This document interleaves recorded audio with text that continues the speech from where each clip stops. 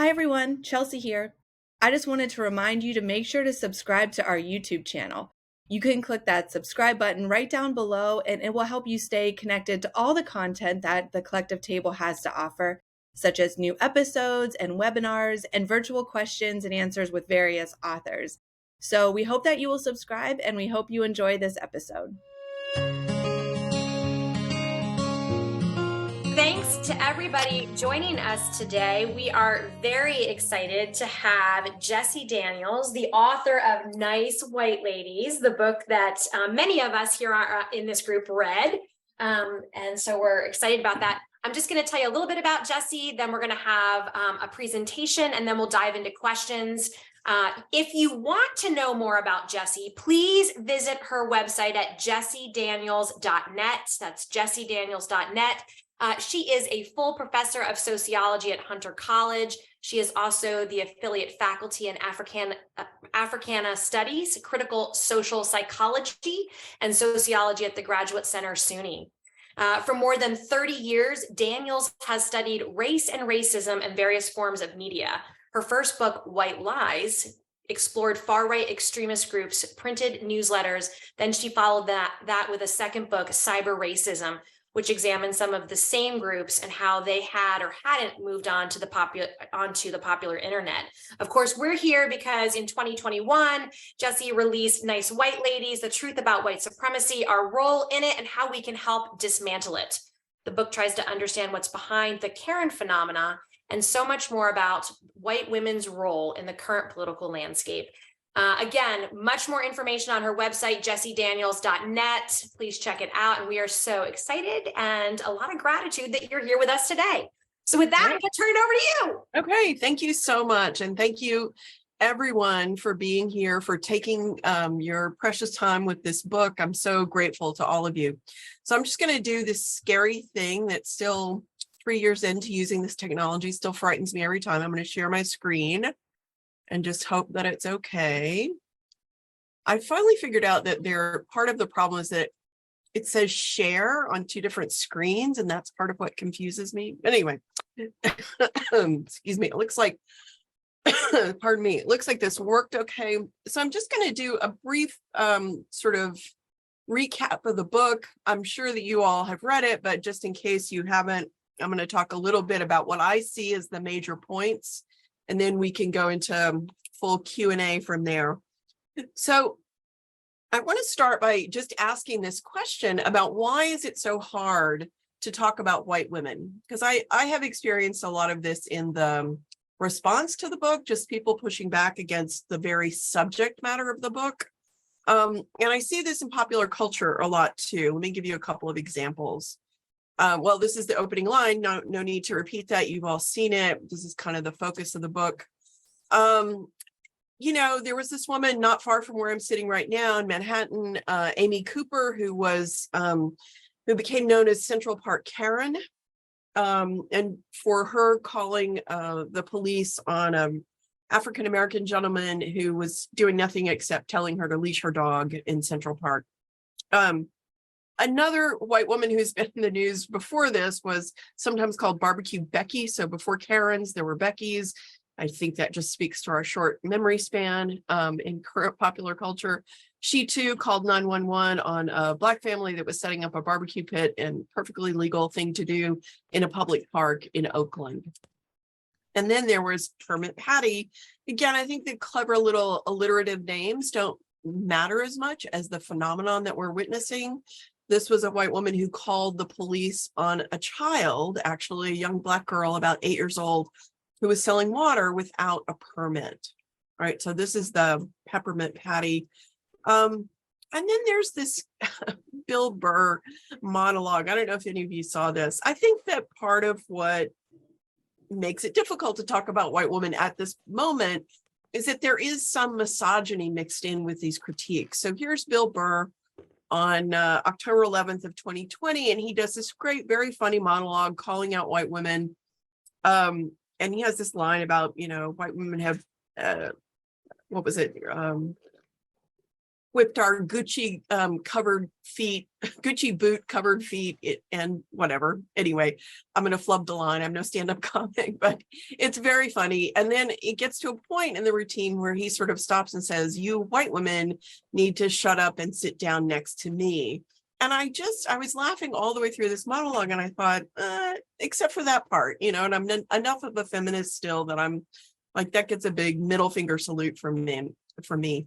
There's also misogyny in the way that people have talked about Karens as monsters. And there's a whole section in the book where I talk about monster theory. We don't have to get into that unless you're super curious about it. But I think that there's something about these like masks. This was another cishet white man who created Halloween mask in 2020 that were meant to evoke white women, right? He looked around the landscape in 2020, he said, Karens are the scariest thing to me.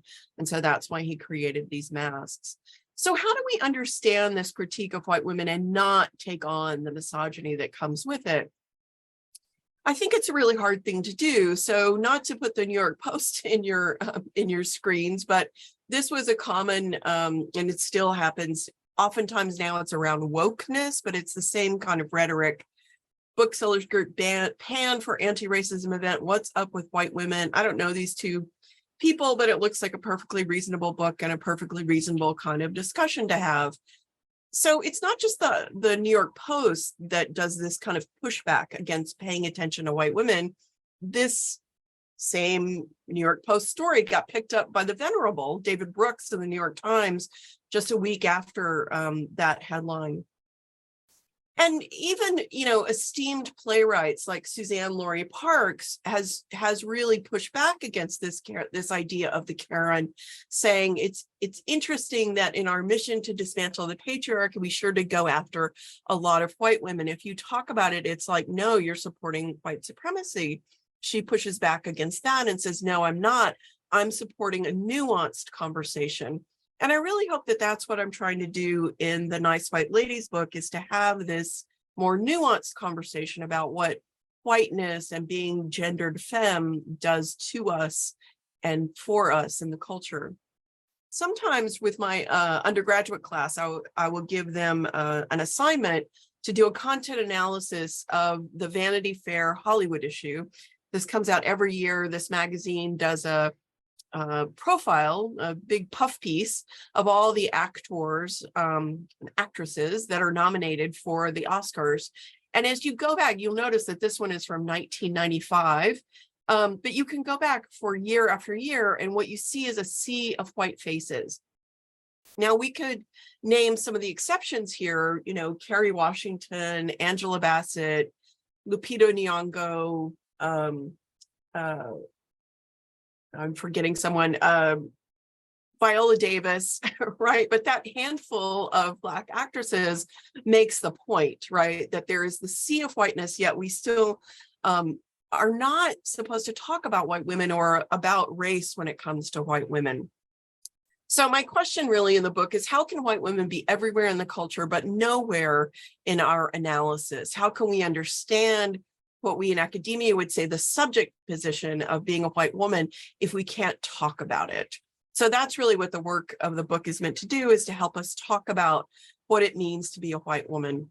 And of course, it's not the same for everyone. This is a quote from my friend and the wonderful writer, Natasha Stovall, who writes in this lovely 2019 piece, Whiteness on the Couch.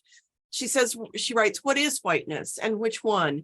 Farm to table white or Cracker Barrel white? Rust Belt white or Sun Belt white? Electric car white or pickup truck white?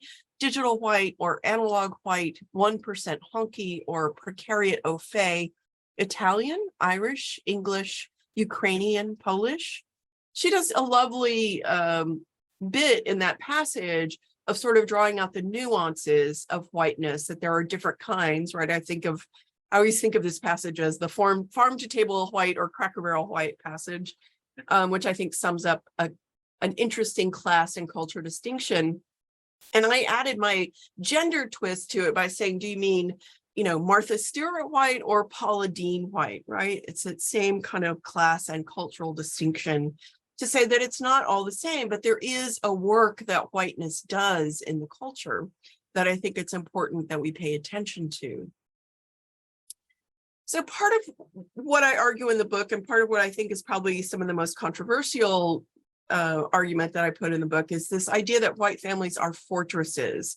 And for evidence of this, we don't need to look any further really than Patty McCloskey, who's pictured here with her husband in June of 2020. If you don't recall this incident, there are peaceful and unarmed Black Lives Matter protesters walking by their home, which one magazine called a Midwestern palazzo. And they're standing there not only with loaded guns, but with the safety off and their finger on the trigger of these weapons. And in a way, I think that this incident becomes a perfect metaphor for white families as a fortress and white property as fortress as well. Another controversial argument in the book is that white families pass on whiteness. This is not an original argument to me, but one I drew from a theologian by the name of Fandika. She just goes by the one name. And she writes, the Euro-American child learns to feel ashamed of its own differences from its community's racial values, leaving the child with a sense of emptiness, futility, and homelessness. And I really came to appreciate this argument as I worked on the book. And I see a lot of evidence for this in the culture. I talk about it in the book some, but we can talk about it more in Q&A if you like. And white families have always hoarded wealth. This is another thing that we have been taught is our birthright, is the way that we should take care of our children, is to hoard wealth and pass on inequitably gained wealth. And that's something that we have always done. It's not new. There's a historical book that I challenge you all to read next by Stephanie Jones Rogers called They Were Her Property, White Women as Slave Owners in the American South. Part of what she writes about looking back at the historical records is that white women also owned enslaved people, and they did that with a particular cruelty to them. And that was really news to me because in the women's studies class that I took when I was in graduate school, we were taught that white women had no rights to property. So this is really a new and important finding for me. Of course, we know that during the time of segregation, this is, part of when I have lived through this and seen people in my own life who were the white women who were the constant gardeners of segregation.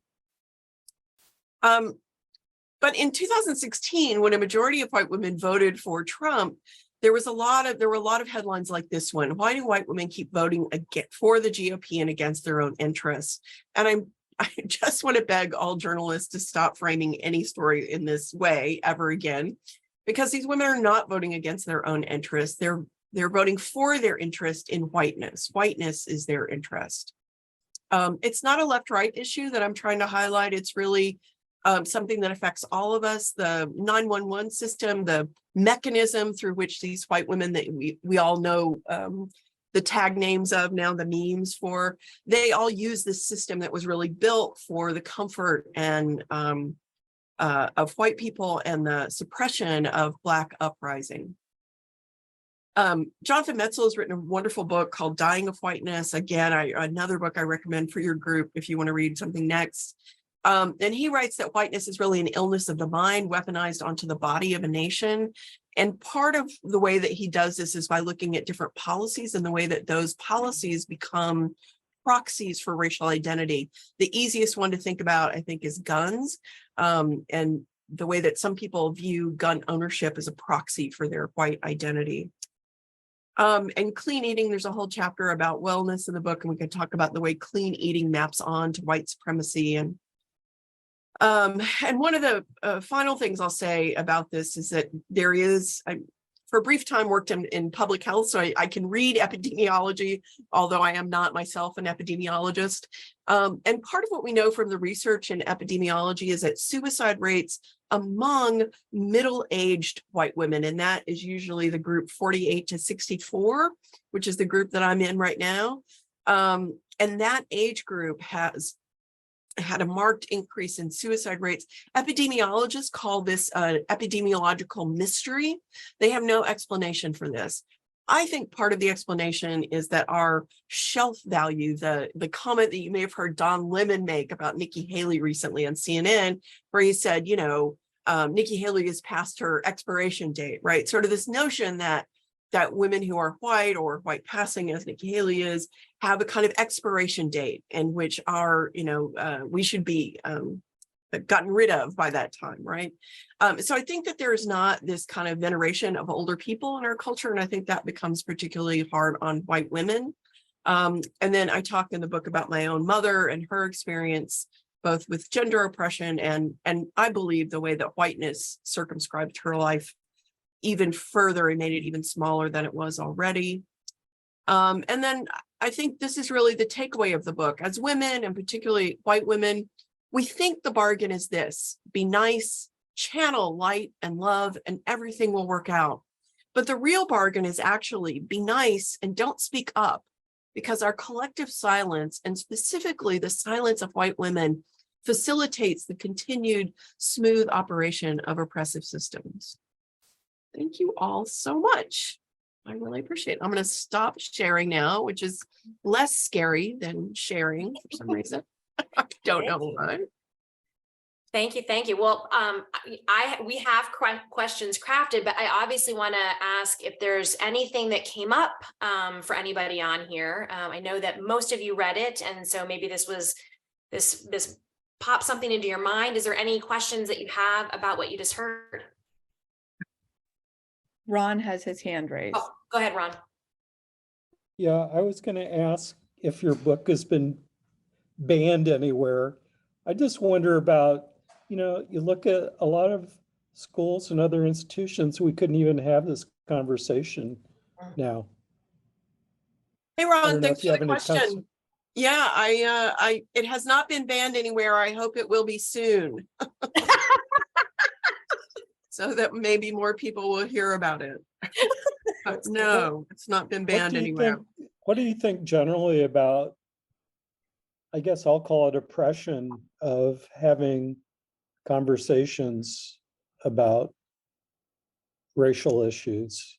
It seems like it's part of denialism of I grew up in a society or a environment that was racially divided, in the 60s and early 70s. In my high school, we had, and the town had racial riots during the Martin Luther King and Kennedy assassinations. So, I've experienced racial divide, but it seems like part of the solution is to have conversations about these issues. And now there's a big pull from the right, not even to have conversations or discuss it.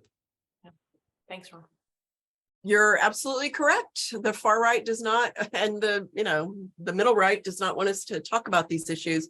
I mean, I think in part it's because these are uncomfortable conversations for us to have as white people. And I think, for us as white women, it can be difficult, especially if we've grown up as, sort of adults believing ourselves to be feminist. And part of that, at least the way I was taught feminism, was to see myself only as a victim and not as a participant in systems of oppression.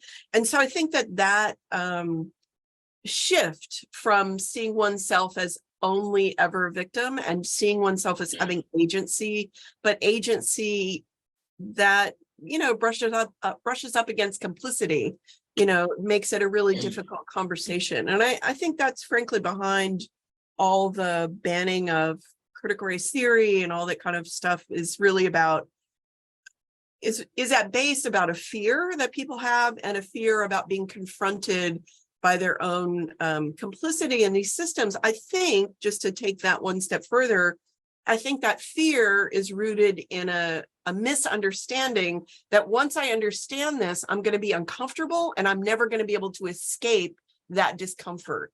And part of what I'm trying to convey to people is, I want you to look at this discomfort, sit with it, and then let's go on to a brighter future, which is beyond that. But I really don't believe we can get there without looking at the discomfort first.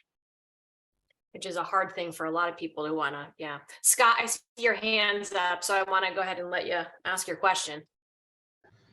Yeah, thanks. I think, Ron kind of had my question, but I guess I'll pivot a little bit. I mean, and it's a hard question, but do you have any tools to help have these conversations? Because, I try to start them with a lot of my friends, and it just seems like it's such, wokeness is like this big pejorative term now and everything. And I get stuck on how to have these conversations and not bring all the labels with you while you're doing it or something. It's a difficult thing, and I'm just not sure how to move forward from here. Right. Well, I mean, just frankly, one of the tools that I use in the book is to bring in my personal experience. So, for example, I bring in the story about my mother, and I think that that's a very important one. To sort of talk about the destructiveness of whiteness and how much it damages our lives and how it damages us internally. In the wellness chapter, I talk about my own relationship with someone who fell apart because they got so into wellness. So I think telling personal stories is a really important way to do that. And I think that there is something, if you don't know about it, let me tell you about something called deep canvassing. And there's a new book out called The Art of Changing Minds by Adnan, and I can't recall his last name now. Haradas, yes, thank you. But part of what Adnan does in this wonderful book, The Persuaders, is he goes through what some of those tools are. And great, I see somebody who's just read it. One of the, and Melody, you may want to say more about it since you've just read it. But one of the things that he argues with that we need to be doing is finding, it's sort of like if you've ever studied improv or watched a documentary about improv, the direction is always yes and. Okay, you're telling me a scenario, yes and it's the same thing with deep canvassing, that you're always trying to yes and people. Oh, I hear what you're saying. Has that ever happened to you? I mean, you're always flipping it back onto them and asking about their personal experience. I mean, to be quite honest, my tool is to write a book, and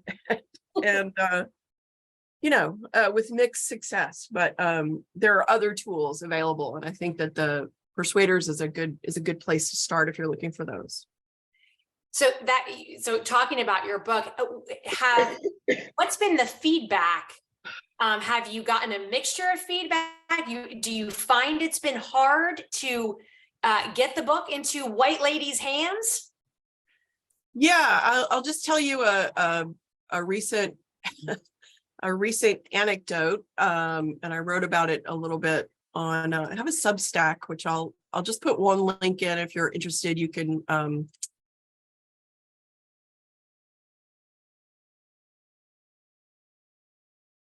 oops, there it is. Yeah, I mean, I didn't actually understand the response to the book until I had a conversation with Brittany Cooper, who wrote Eloquent Rage. And we happened to end up at a dinner party seated across from each other. And she asked me a very similar question: how's the reception been to your book? And when I said chilly, she said, yeah, you white girls do this mean girl shit to each other. And I really had one of those moments where the penny dropped, or a light bulb moment, however you want to say it. But I was like, oh, right. I think there are a lot of white women who think that I've written this book to harsh on them, to denigrate them in the same way that Bill Burr did in his stand-up routine, right? And that just is preposterous to me, because it's a lot of trouble to write a book, and why would I do it for such a silly reason? No, I really wrote this book as a way to build solidarity. So one of the things that I talk about in the conclusion is I encourage people to get more involved in SURGE, which is showing up for racial justice. And I'm sure there's a chapter near you, wherever you are sitting at this moment. I'll just put there. That's how I actually found you. Oh, great. Wonderful. Yeah.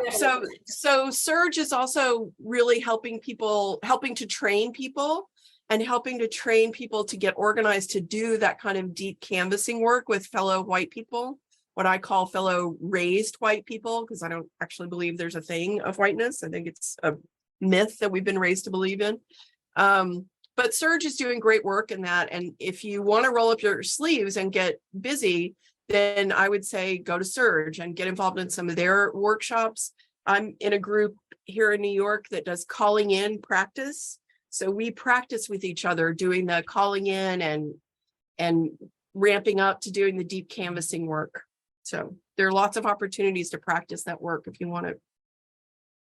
Yeah, I think that that is an interesting. I think I did hear some reflection from folks that read the book and on that comment that you received from Brittany. And one woman asked, I thought this was an interesting, and this goes back to one of the articles. I don't know if it was the New Yorker that you put up or it was from David Cook. She said, in some ways, it seemed that the book lumped all white women together, from a woman engaged with a white supremacy network or group to well-intentioned white women trying to be an ally. Are there nuances, and how do you think about them as the same, or are there differences? And does it even matter? Yeah, I mean, I think it's a valid question. I am lumping together all white women because, for a very important reason, which is whiteness does work in the world. When I show up, so for example, just on a call the other night, actually with some people in Surge, a woman who had been reading the book held up the cover of the book, sort of like you did at the beginning of this call, said, "Oh, nice white ladies. I'm sure that doesn't mean any of us on this call." And I just was like, no, it means exactly all of us on this call. It means all of us. And so part of the reason I call it nice white ladies is because my point is to disrupt each one of those terms, what it means to be nice, what it means to be white, what it means to be a lady. And I think in some ways what the feminist movement has given us has been a real disruption of the term lady, right? That was a term that I was raised with, right? And it was something I was taught to become. And when I was in my 20s, thank God, I met some feminists and they, said there were other ways of being in the world, right? And I'm trying to do a similar thing with what it means to be white. Like, I think that there are a lot of assumptions in whiteness that carry across those distinctions between women who are in far right groups and well-intentioned white women, perhaps on this call. And the thing that connects us is the work that whiteness does when we show up any place.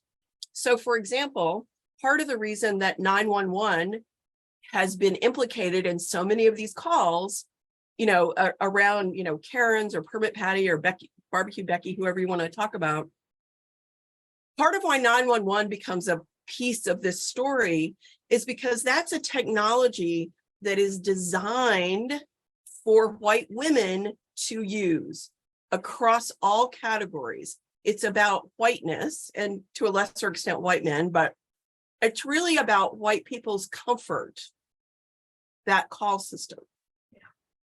And so once we can begin to see how we as white women can be unified around this identity, which is being used to harm other people, my hope is that we could become unified in resisting that story that gets told about us without us.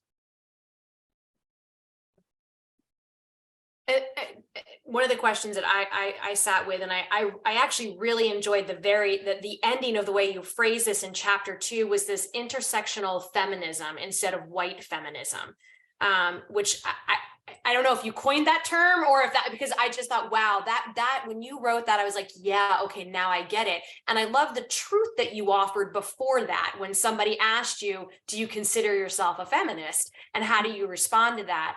Can you talk a little bit more about how white women can begin to move towards intersectional feminism and how this has evolved since even researching and writing your book, if there's been any changes to it or anything you've learned? Yeah, great question. I think that, first of all, I absolutely did not coin the term intersectional feminist.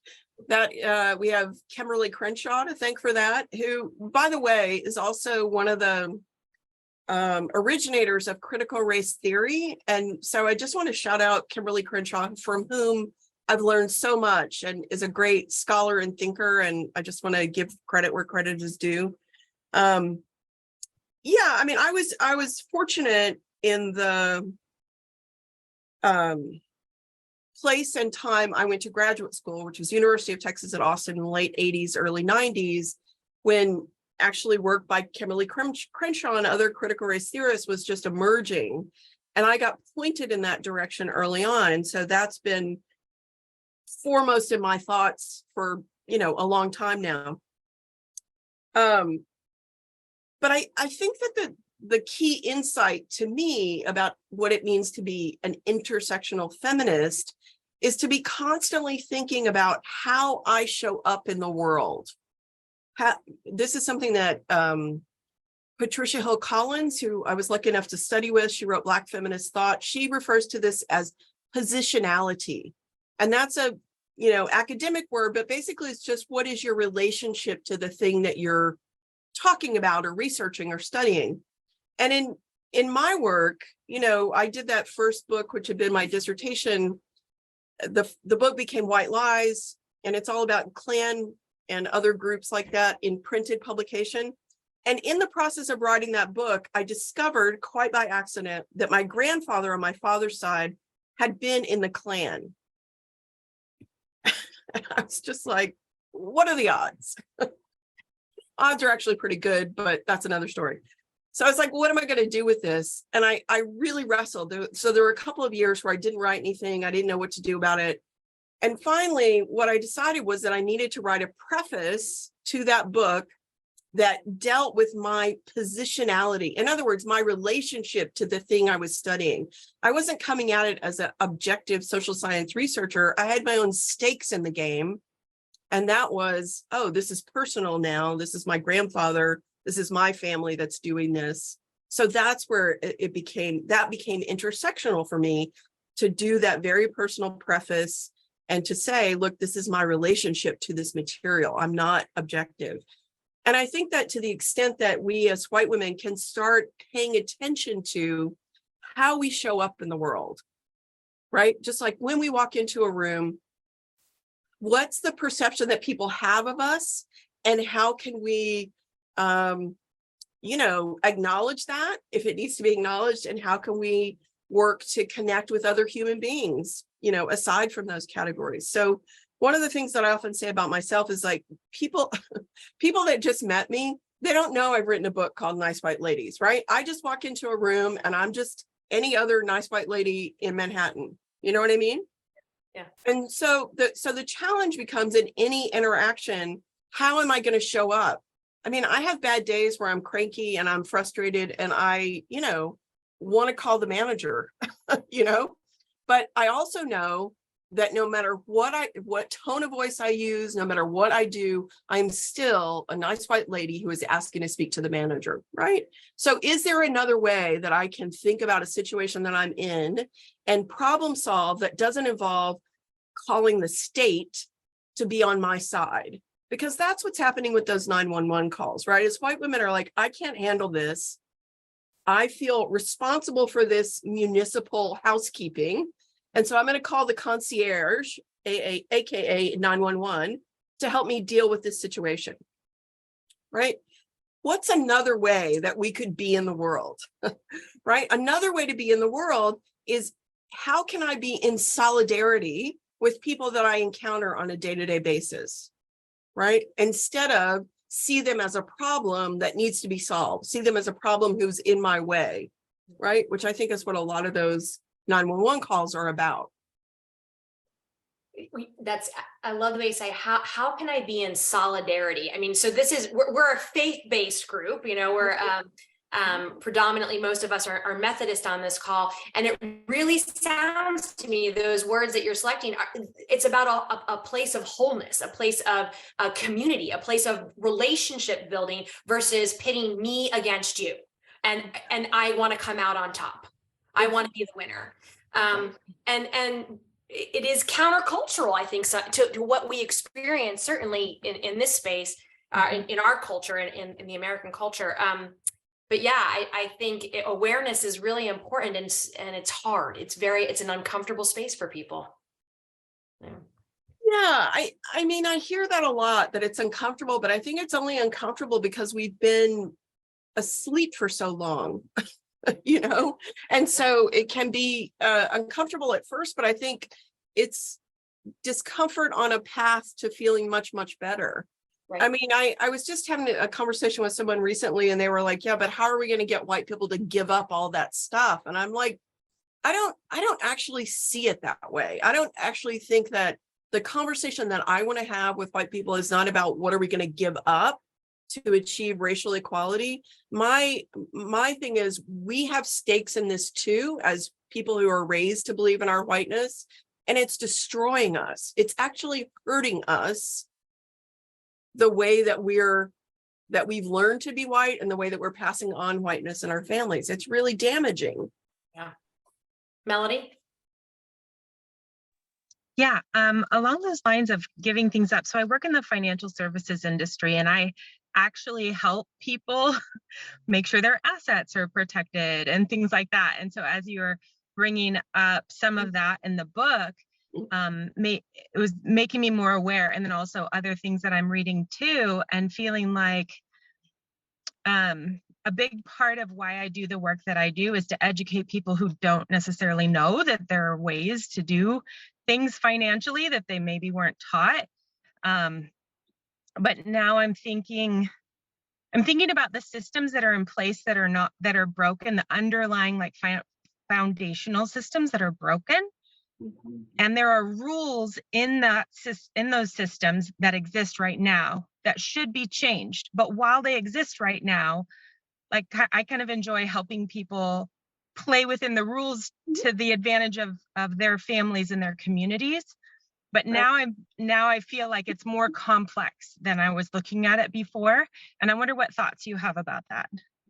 Yeah, great set of questions. And I'd love to actually keep talking with you about this, because it's complicated, and I don't think we're going to solve it in 5 or 10 minutes here, although we might, I don't know.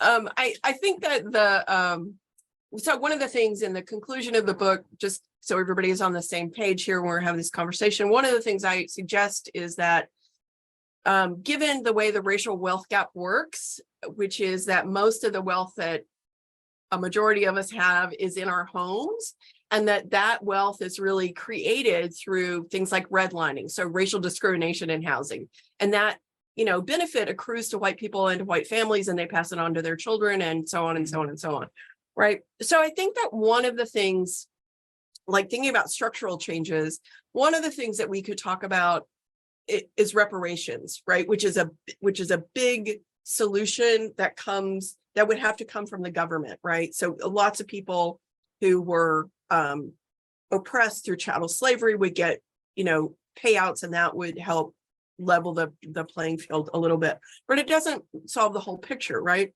So one of the other structural changes that we could talk about is things like an inheritance tax, which we've had in this country for many, many decades, but then got washed away by the GOP and Grover Norquist and his cronies. So I think working for those kinds of structural changes are important. And then I think there are also like small ways that we could think about reconfiguring, families, kinship, what we think about when we talk about kinship. I identify as queer, and queer people have for many years been really good at making family out of whoever's around, and I think that kind of more expansive view of who our kin are can change the economic landscape in profound ways. But as I talk about in some length in the book, there are ways in which white women in particular go about creating families that reinforce those kinds of other hierarchies, of race and of gender, and we've got to disrupt those. So, I mean, I think that the kind of work that you're doing is really important, because there are all these ways that financialization, just runs over poor people and people of, not wealthy means. So I think it's really important to do that. But I think it's also important to connect that micro level of advising to these sort of bigger levels of structural change that need to happen. I mean, I just think that's where we are. Ron, your hand up. Yeah, in Southern California in particular, we have Saddleback Church, and they were in the news as one of the churches recently that were expelled by the Southern Baptist Conference along with other churches because they allowed women in leadership roles. And a lot of these churches are conservative white, and I don't know if you saw that news. Dana briefly brought up faith-based communities, and it seems like that's an interesting aspect that within that environment that there's maybe different levels in conservative faith-based communities that I wasn't aware of, where they're expanding, allowing women in leadership roles. And maybe connected to that, maybe Dana and Reverend Chelsea can talk about their work and relationship to faith-based communities dealing with LGBTQ members, we and people in the community that they interact with. So I don't know, it's kind of disparate questions, but maybe somewhat related. So thank you. I mean, I think one interesting thing that comes out of it, and I don't know if you've done any research, but I mean, white Christian nationalism is just rampant, and it's as a Christian, it's a very disturbing space. It's certainly a lot of nice white ladies, which we are too. So that's kind of like, how do we fit all that in? Chelsea. And that was one of my questions. Like when I think it's in the middle of the book that you kind of disclose that you go to a church, and I looked up the church. It looks so fun. But why? Like, I think I had the expectation like a church would be on the forefront of this kind of justice issue. And it seems like we're like being dragged behind even the slowest of society. And what do you think that like cognitive dissonance is of like claiming everybody's beloved and like not dealing with this huge elephant in the room of like racial inequality, and like how can the church be better, I guess, also? Yeah, great questions. I do go to a church on the west side of Manhattan called the Metropolitan Community Church of New York. And we, as I'm sure you are, gearing up for the Easter season. Part of what I'm working on a new project now about combating the far right. And as part of that, I put a couple of links in the chat. One is by a book by Hayward Carter, who's a wonderful queer theologian who I've been reading for a long time. And she has a new book on Christian nationalism, which, since you folks are in the church, you may find useful because it's very much written to an audience of the church. So, it's framed in terms of the 7 deadly sins of Christian white nationalism. And then the other thing I put in the chat is this link to Southern Christian Coalition. So for this new book I'm working on, I'm interviewing a lot of people who are combating the far right. And I just got back from Tennessee a couple of weeks ago, where I was talking to these folks from the Southern Christian Coalition, and they're doing great work in getting pastors, and this is in around Nashville, Tennessee, but in Tennessee, across the state, getting pastors to come out as, against Christian nationalism. And they've been really successful. And when I even asked them, is there pushback around like drag queens or, queer issues? And they were like, not at all. So I was actually really encouraged by that. And I think that we who are in the church really have to step up our game and sort of recognize that the language that we hold sacred is being weaponized. And it's being weaponized by white supremacists, and it's often weaponized, in leadership by white women. And I mean, I think that's part of part of the work of this book as well is to sort of say, hey, it's not, we are past the point when we can say in a useful political way, all women need to come together to do. That's just not a meaningful category anymore. And I don't think that we should be using it. So we have to think about who the people are. You know, when we say find your people, who are your people? Like, who is that? You know what I mean? And so, I think that one of the things I wanted to say also about the question earlier about do I really mean all white women, and aren't there some white women who are terrible, who are on the far right, and we shouldn't be talking to them? I mean, I think that that's true-ish, that there are people like Marjorie Taylor Greene who, as much as I would like to sit down and have a conversation with her, I don't think that she's amenable to that, to put it mildly. But I also think that we have to recognize the work that does for us who consider ourselves to be the good white women when we're pointing to the other white women who are the bad ones. Do you know what I mean? So it's something that I wrote about in that early book in White Lies. I talked about how when the white supremacists would go on the television talk shows, there were 4 that were popular in the afternoons then: Oprah, Phil Donahue, Sally Jesse Raphael, and Geraldo. And as a routine matter of programming, the producers on those shows would invite white supremacists to come on. And the format was always, let's have a debate. And so sort of most infamously, Geraldo Rivera invited a white supremacist on, and then he had these esteemed leaders of the civil rights movement on the same dais, right, on the same level, and they're going to have a debate about civil rights. And I knew from looking at the publications that these white supremacists were thrilled about that. And at the same time, for a white liberal audience, they could point their finger at the people on the dais and say, oh, we're not like that. Right. And in fact, the Newsweek cover photo of the week with Geraldo, you know, caught a chair in his nose and he was all bloody. And the headline said trash TV. And that's kind of what we do when we talk about the far right. We call them trash. Right. And there's a whole political backstory to calling some white people trash and others, you know, not trash. So I'll just stop there. But yeah, I'm thinking through that.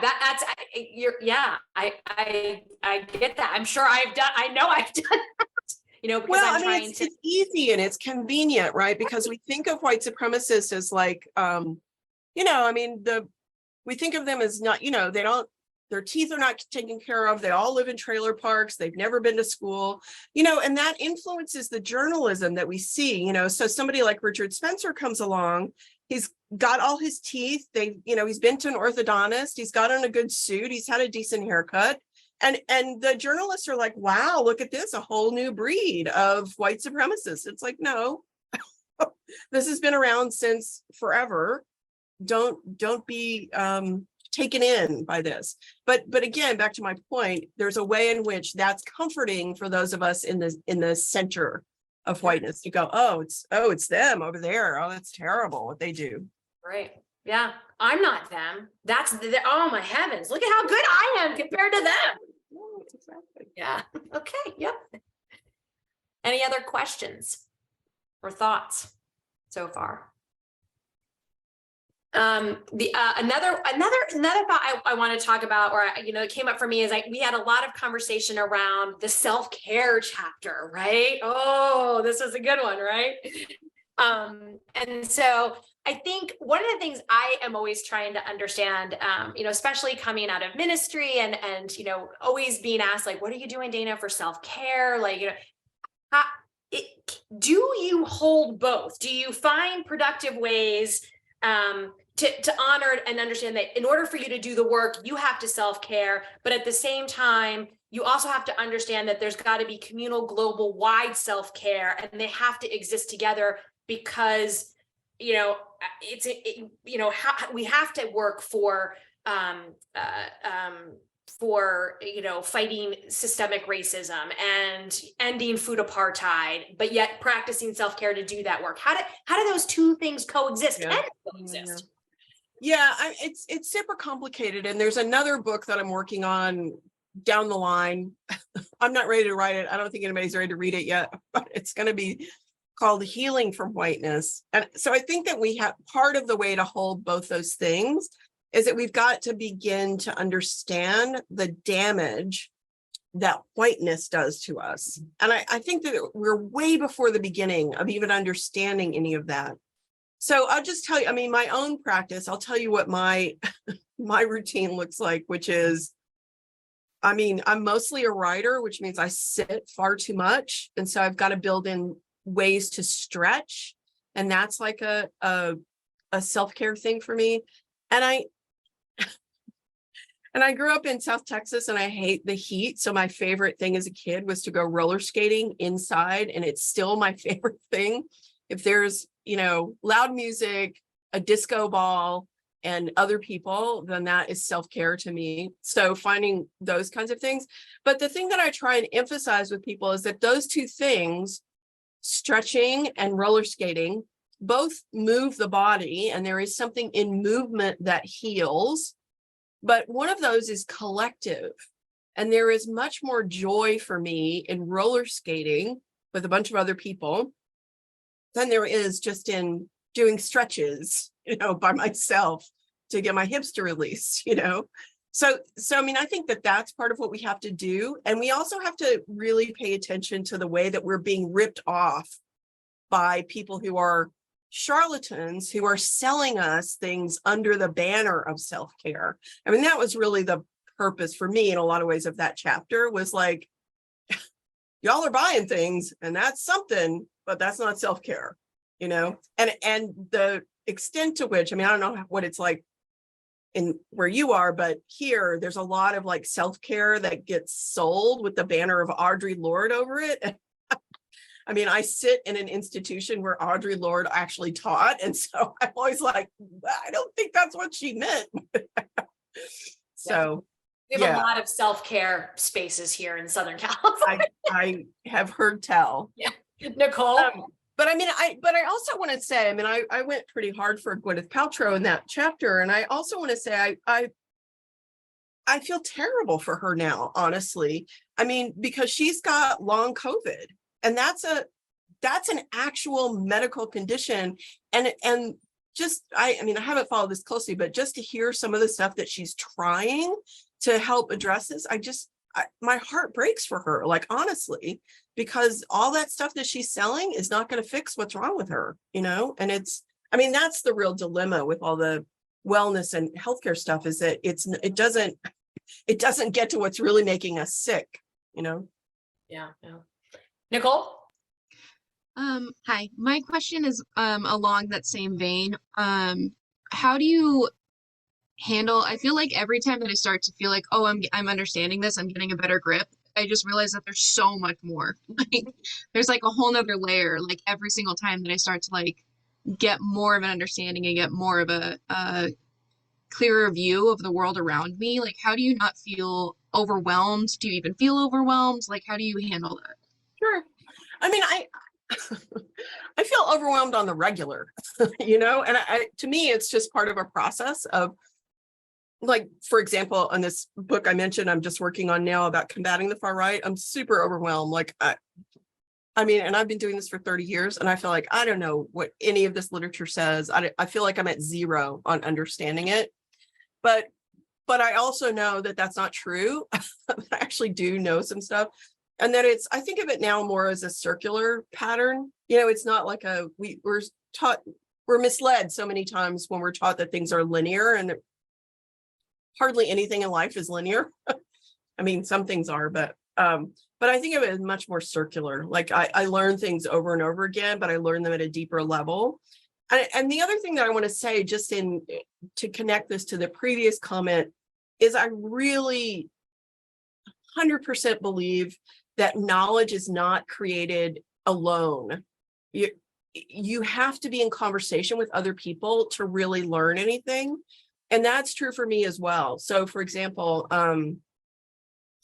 what's an easy example of this? There are just things that I don't understand until I've talked to other people about them.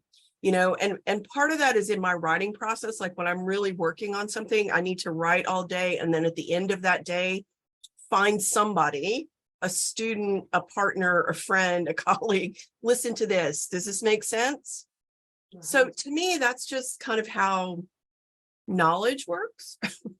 It's like, it's constant, and overwhelm is part of what happens when you're learning something new, and just keep going. It's also the case that I also think that there's something, just to push back a little bit on your question, I think there's something in that question that says something about who we are as white people, because we want to be perfect. We want to be best. We want to know everything. And the fact is, you're never going to know everything. And I think that's also part of what keeps some people out of, embarking on the journey. It's like, oh, I can never be perfect at that, so I'm not even going to try. And I'm just like, oh, just come be human instead. just come relax, read something, watch a movie. I don't know, do something. Yeah. Thank you. Kathy?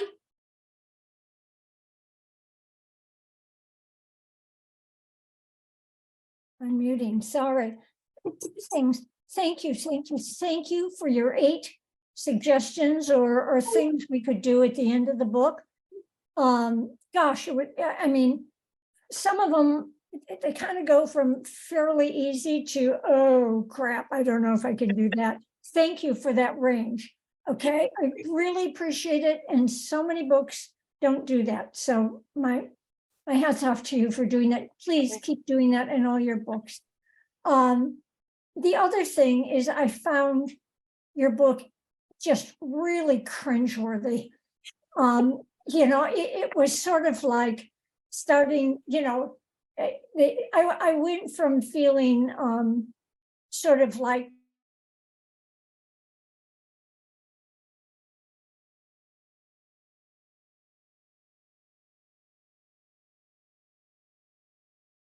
a long time, and every chapter had at least a couple cringe. So I think it's through that discomfort that we move and we grow. And thank you for making me very uncomfortable. Well, thank you for sticking with it. I actually want to ask you a question. So what do you think made it possible for you to keep going where somebody else would have just put the book down? 2 things. I did it, got the Audible. Okay, so it made it easy. I could be brushing my teeth. I could be doing all sorts of things while I was reading. So you could keep going on it. This group was extremely helpful in having me focus on the book, and the questions you provided. Oh, okay. It's hard to find good questions. And authors don't very often provide them, to be honest, or maybe they're the worst person to write them. Yeah. But you did, and thank you. And they were extremely helpful. Even for the times I could not meet with this group, I had your questions. Oh, great. So that's really helpful for me to hear. I've heard actually from other people about the audio narration, which I had a great time doing. And so I'm glad that that's useful. And this is the first feedback I've gotten on the questions. So thank you so much. And I wrote those especially for this group. They will live on and go to other groups after this, but thank you all for inviting me to write them, because I wouldn't have done it without the prompt from you all. Well, the other thing the audio book did, I went and bought the book, okay, because there were underlying moments. Right. I'm never going to remember that. Okay, or won't be able to find it afterwards. So I have a hard copy and the audio copy. Wonderful. Thank you. I'm really grateful to you. Thank you so much. I think I would agree. Thank you, Kathy. I think that's really helpful, because I do think the book was challenging for me, for sure. And I want to say for our group, we wrestled with it together. We stayed committed to it. And the questions, having questions in a challenging space where you have to get, where you're willing to get uncomfortable is great. because it's like you have a little guide. I will also add, and I'm going to give a little testament to this group, is this group is a group that is okay in uncomfortable spaces. They recognize that in uncomfortable spaces we grow and we develop individually and collectively, and so I appreciate this particular group, and I've had experience where that's not always the case. People do not want to grow and develop, and so they push back on that. So, we really are at it, but I'm sort of the person from the other coast, like you. I'm from Ann Arbor, Michigan, and I got sort of slipped into this group by being out here via, Cindy Brighter. But it's honestly easier when you aren't with the people that know you really well. Like, I'm a lay leader in this great big downtown church. Right. I don't want to talk about this stuff with those people, okay? Because there's some of the people that just, So at any rate. Thank you. Yeah, thank you. We are at a time boundary. I want to honor that. Yeah. Thank you all so much for your time with this book and for inviting me through, and just thank you. Yes, and we look forward to whatever's next for you, and we hope to engage with you again. Yes, me too. Wonderful. Take care. Bye-bye. Thank you. Thank you so much for listening. Together, we are what God looks like. The Collective Table is supported by San Diego United Methodist Church in Encinitas, California, and the California Pacific Annual Conference of the United Methodist Church. A big thank you to our producer and content editor, Claire Watson. If you'd like to financially support the work of The Collective Table, please visit us at thecollectivetable.org. There you can also find out more about who we are and view past episodes. Be sure to subscribe to the podcast, YouTube channel, and newsletter, and keep up with us on our Instagram and Facebook at The Collective Table.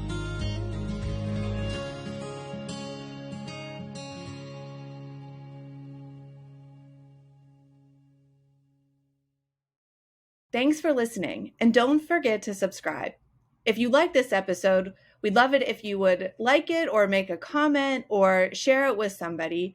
And if you really want to support the work the Collective Table is doing, you can donate at thecollectivetable.org.